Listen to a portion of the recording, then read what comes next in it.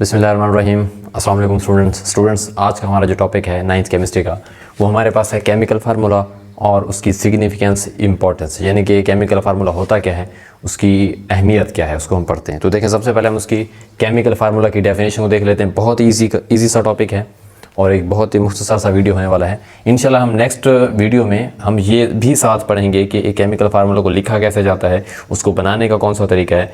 तो इंशाल्लाह next video तक आपको सारा कुछ क्लियर हो जाएगा केमिकल फार्मूला बनाते कैसे। तो आज हम सिर्फ इतना ही जानेंगे इस वीडियो में कि केमिकल फार्मूला होता क्या है और उसकी अहमियत या सिग्निफिकेंस क्या है। देखें स्टूडेंट्स, केमिकल फार्मूला बोलते हैं द रिप्रेजेंटेशन, जाहिर करना किसी भी कंपाउंड को। रिप्रेजेंटेशन किसी भी केमिकल फार्मूला में किसी भी कंपाउंड की रिप्रेजेंटेशन होती है with the help of symbols. किसकी मदद से? सिंबल्स की मदद से किसी भी कंपाउंड को जाहिर करना। क्योंकि अगर आपने कंपाउंड और मिक्सचर का टॉपिक पढ़ा होगा तो मैंने बोला था कंपाउंड का हमेशा फार्मूला होता है कोई ना कोई, और मिक्सचर जो होते हैं जैसे चाय हो गई, चाय का कोई फार्मूला नहीं होता। जिस तरह से कंपाउंड हो गया तो कंपाउंड का कोई ना कोई फार्मूला होता है। तो किसी भी कंपाउंड को जाहिर करना सिंबल की मदद से, उस चीज़ को आप सिंपल बोलते हैं केमिकल फार्मूला। ये डेफिनेशन होगी, सादा सी डेफिनेशन है। जैसा कि H2O एक सिंबल्स की मदद से जाहिर किया गया, जिसमें हाइड्रोजन के सिंबल को इस्तेमाल किया गया, ऑक्सीजन एलिमेंट के सिंबल को इस्तेमाल किया गया।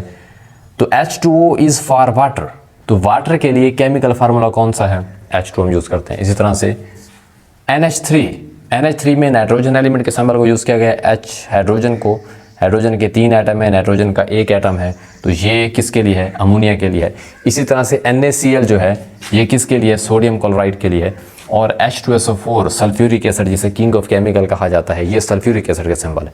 तो ये भी केमिकल फार्मूला है। किसका? पर है वाटर का। ये केमिकल फार्मूला है पर अमोनिया का। ये NaCl है लेकिन सोडियम क्लोराइड का। इसी तरीके से स्वान, इस चीज़ को बोलते हैं केमिकल फार्मूला। इसका क्या फ़ायदा है? एलिमेंट्स को हम वैसे भी तो याद रख सकते थे कि वाटर सिंपल, उसका केमिकल फार्मूला लिखने की क्या ज़रूरत है?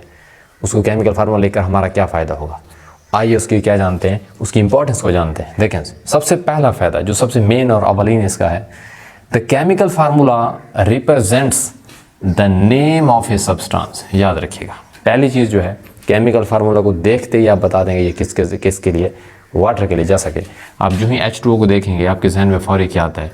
वाटर आता है, वाटर का कंपाउंड आता है। तो जो भी केमिकल फार्मूला होगा, पहला काम उसका ये होता है, वो उसके नाम को ज़ाहिर करता है। H2O को आपने देखा तो इसका मतलब फौरी क्या जहन में आया आपके? वाटर जहन में। तो पहला इसका जो मेन मकसद है, it represents the name of a substance. दूसरा, it indicates the elements present किसके अंदर? उस कंपाउंड के अंदर। जब भी आप किसी केमिकल फार्मूला को देखते हो, जैसा कि मैंने अभी H2O की बात की है, जब भी आप H2O को देखते हो तो फौरी आपको पता चलता है कि उस कंपाउंड के अंदर पाए जाने वाले एलिमेंट्स कौन से हैं। क्योंकि अगर मैं सिंपल वाटर बोलता ना, तो वाटर में नहीं पता चलता, नाम से नहीं पता चलता कि वाटर के अंदर कौन से एलिमेंट है। लेकिन जब आप वाटर के केमिकल फार्मूला को देखते हो तो यहाँ से क्लियर पता चलता है कि इसके अंदर 2 हाइड्रोजन के एटम है और 1 किसका एटम है? 1 ऑक्सीजन का एटम है। तो यहाँ से आपको क्लियर दिख रहा है। तो ये केमिकल फार्मूला आपको ये भी बता देता है कि इसके अंदर पाए जाने वाले एलिमेंट्स कौन से। जैसे कि पानी में पाए जाने वाले एलिमेंट्स कौन से हैं? 2 हाइड्रोजन 1 ऑक्सीजन है। इसी तरह से अमोनिया के अंदर कौन सा? 1 नाइट्रोजन है 3 हाइड्रोजन है। सोडियम क्लोराइड में कौन सा? 1 सोडियम है, दूसरा क्लोरीन है। सल्फ्यूरिक एसिड में 2 हाइड्रोजन है, 1 सल्फर है, 4 ऑक्सीजन है। तो आपको उस एलिमेंट का जो भी केमिकल फार्मूला होगा वो आपको ये बता देगा इसके अंदर पाए जाने वाले एलिमेंट्स कौन से हैं, कौन से मौजूद हैं। तीसरा फ़ायदा, it represents the 1 mole of a substance. Substance पहले पढ़ चुके हैं, कोई खालिस चीज़, ठीक है, उसको सब्सटेंस बोलते हैं। अब 1 मोल क्या है? उसका ये कहना है कि जो भी केमिकल फार्मूला होगा, जो भी जिस भी चीज़ का है, वो 1 मोल के बराबर होता है। क्योंकि आपने अभी मोल का टॉपिक नहीं पढ़ा, मैं पर मोल का सिंपल आपको बता देता हूँ। आप बाज़ार में मुख्तलिफ फ्रूट्स ख़रीदने के लिए जाते हैं, कुछ फ्रूट्स आपको दर्जन में मिलते हैं, कुछ फ्रूट्स आपको किलो में मिलते हैं।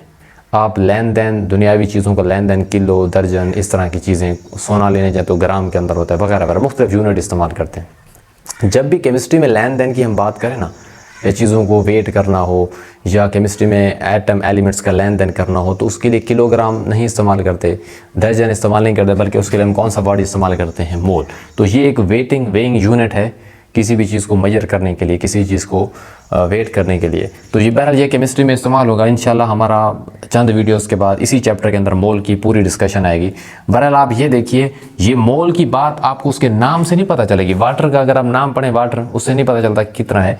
लेकिन अगर आपके पास ये एक वाटर का फार्मूला कौन सा है, H2O है, तो उसका एक फार्मूला तकरीबन 1 मोल के बराबर होता है। जिस भी चीज़ का फार्मूला, जैसे कि आपके NH3 का फार्मूला है, किस चीज़ का है, NH3 किसका है, ये अमोनिया का फार्मूला है। तो मैं बोल सकता हूँ ये तकरीबन 1 मोल अमोनिया। जो भी जिस कंपाउंड का फार्मूला होगा, NaCl है, ये 1 मोल के बराबर होगा। तो उनका एक फार्मूला इस तरह से, अगर मान लीजिए वाटर के 2 मालिक्यूल इस तरह से हो जाए तो मैं बोलूँगा 2 मोल हो गया। तो बहरहाल क्या कह सकते हैं हम, जितनी उसकी तादाद बढ़ाते जाएंगे उसके मोल भी बढ़ते जाएंगे। अगर मैं वाटर के 2 मोल लेता हूँ, यहाँ पर 2 मालिक्यूल लेता हूँ, तो इसका मतलब है वाटर कितने मोल है, 2 मोल है। अगर 1 है तो एक मालिक्यूल 1 मोल को ज़ाहिर करता है। जैसे कि H2SO4 यहाँ पर 1 है, तो ये मैं कह सकता हूँ 1 मोल H2SO4। तो बहुत बड़ा मज़े की बात है, ना सिर्फ आपको सिंपल उसका नाम बताता है बल्कि नेम ऑफ सब्सटेंस बता रहा है, प्रेजेंट एलिमेंट्स बता रहा है, 1 मोल के बारे में बता रहा है। अब नेक्स्ट देखते हैं, इट रिप्रेजेंट्स 1 मालिक्यूल और 1 फार्मूला यूनिट। ये मैं अभी इसी बात को ही डिस्कस कर रहे थे। जो भी किसी चीज़ का फार्मूला होगा, जैसे कि एक फार्मूला उसी को 1 मोल बोलते हैं, तो उसी को 1 मालिक्यूल भी बोल देते हैं, उसी को 1 फार्मूला यूनिट भी बोल देते हैं। ठीक है, उसका एक का फार्मूला यूनिट। जैसे कि NH3 है, एक ही फार्मूला NH3 का, तो 1 मोल भी है, ये 1 मालिक्यूल भी है, ये 1 फार्मूला यूनिट भी है। तो ये सारी बातें इंशाल्लाह आगे हम तफसील के साथ पढ़ेंगे।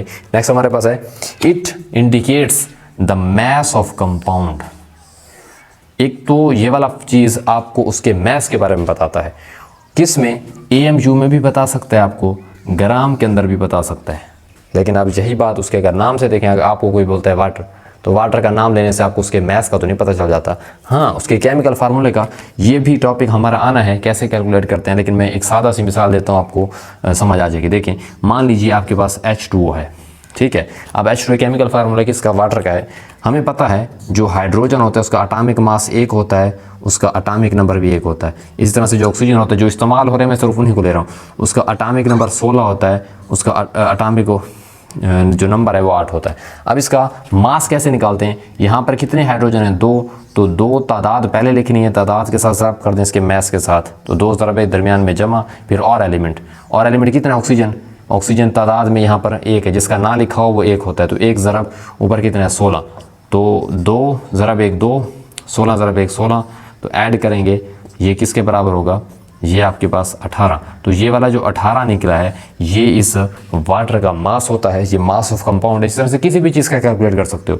तो ये मास कभी कभी हम किस में यूज़ करते हैं, कभी कभी हम ग्राम में ज़ाहिर करते हैं, कभी कभी हम AMU में जिक्र करते हैं। ये हम क्यों करते हैं इसकी तफसील इस लेक्चर में नहीं है, वो इंशाल्लाह जब हमारा मोल का टॉपिक आएगा वहाँ पर इसकी हम क्या करेंगे, अच्छे तरीके से डिस्कशन करेंगे। तो ये मालिक्यूल है, मालिक्यूल के मैस को मालिकुलर मैस भी बोल देते हैं, सिंपल मास ऑफ कंपाउंड भी बोल देते हैं। तो इस चीज़ को बोलते हैं। अगर ये वाली चीज़ देखें, आपने 18 उसका मास निकाला, वो मास आपको उसके नाम से नहीं मिला, वो मास आपको उसके केमिकल फार्मूला से मिला है। इसी तरह से किसी और चीज़ का भी कर सकते हैं, जैसे कि आपके पास NH3 है, नाइट्रोजन का मैं डायरेक्ट यहाँ पर लिख रहा हूँ, कितने नाइट्रोजन है, 1 हैं, तो 1 ज़रब इसका मास होता है 14, तो 1 ज़रब 14। हाइड्रोजन का अभी आपको बताया, तो क्योंकि जो नाइट्रोजन होता है वो N14 होता है, इसका मास 14 होता है, 1 ज़रब 14 और 3 तादाद में और 1 है, तो 14 ज़रब 1 14 जमा 3 ज़रब 1 3, तो आपके पास 17। तो ये जो 17 निकला है वो इस अमोनिया का क्या है, मैस है। तो बहरहाल इस पूरे टॉपिक, इस लेक्चर को समराइज़ करते हैं। हमने ये सीखा कि केमिकल फार्मूला एक ऐसी चीज़ है जो किसी कंपाउंड्स को क्या करता है, रिप्रेजेंट करता है, किसकी मदद से, सिंबल्स की मदद से। जैसे कि पानी के लिए H2O, अमोनिया के लिए NH3, सल्फ्यूरिक के लिए H2SO4, कोई भी किसी भी चीज़ का फार्मूला ले लें, तो जिस चीज़ का फार्मूला होगा पक्की बात है वो क्या होगा, कंपाउंड होगा। हमारा पढ़ने का क्या फ़ायदा है, हमें इससे सीखने को ये मिला, एक तो उस चीज़ के नेम ऑफ सब्सटेंस का पता चलता है कि H2O को देखा फौरी वाटर का नाम जहन में आता है। दूसरा हमें ये पता चला एलिमेंट्स कौन कौन से मौजूद हैं, जैसे कि पानी के अंदर कौन से थे, हाइड्रोजन और ऑक्सीजन मौजूद हैं। तीसरा आपको क्या पता चला कि ये 1 मालिक्यूल या 1 फार्मूला यूनिट के बराबर होता है, ठीक हो गया, 1 मोल के भी यही बराबर होता है। तो ये जो भी फार्मूला होगा उसे 1 मोल भी बोलना है, उसे 1 मालिक्यूल भी बोलना है, उसे 1 फार्मूला यूनिट भी बोलना है, ठीक है। तो फार्मूला यूनिट्स एक स्पेसिफिक है, बहरहाल वो तकरीबन 1 के बराबर है। इनमें थोड़ा फ़र्क है, वो इंशाल्लाह आगे वीडियोस में हम अच्छे से डिस्कस करेंगे। बहरहाल 1 के मुताबिक हो भी सकता है, ये 1 फार्मूला यूनिट भी हो सकता है, ये 1 मॉलिक्यूल भी हो सकता है। नेक्स्ट आपके पास it indicates the mass of compound, वो उसके मैस बताता है। AMU में ग्राम्स में, कभी AMU होता है कभी ग्राम होता है, कब कैसे होता है इसकी तफसील इंशाल्लाह नेक्स्ट वीडियोस में। बहरहाल मेन जो पॉइंट है उसके मास का पता चलता है, जैसे कि अभी मैंने इन 2 का मैथ्स कैलकुलेट करके बताया। आई होप आपको इस पूरे लेक्चर में किसी तरह की कोई कन्फ्यूजन नहीं होगी। आपको केमिकल फार्मूला उसकी सिग्निफिकेंस का अच्छे तरीके से पता चल चुका है। अक्सर यहाँ से डेफिनेशन और शॉर्ट क्वेश्चन आता है कि केमिकल फार्मूला की तारीफ बताएं, उसकी सिग्निफिकेंस बताएं। जो नेक्स्ट लेक्चर है वो इंतहाई अहम है, उसमें हम ये पढ़ेंगे कि ठीक है केमिकल फार्मूला क्या होता है, उसका फ़ायदा क्या है, लेकिन हमें ये तो बताएं कि इसको लिखने का क्या तरीका है। इंशाल्लाह नेक्स्ट वीडियोस के अंदर जो 1-2 वीडियो हमारे पास आएगी कि how to write a chemical formula, chemical formula को कैसे लिखा जाता है। उन 2 वीडियोस में आप जब मुकम्मल होंगी इस काबिल हो जाएंगे कि आपको किसी भी चीज़ का कंपाउंड का नाम बताएंगे ना, आप उसका फार्मूला खुद बना लोगे। तो मिलते हैं नेक्स्ट वीडियो में, तब तक ढेर सा ख्याल रखिएगा। थैंक यू, अल्लाह हाफिज़।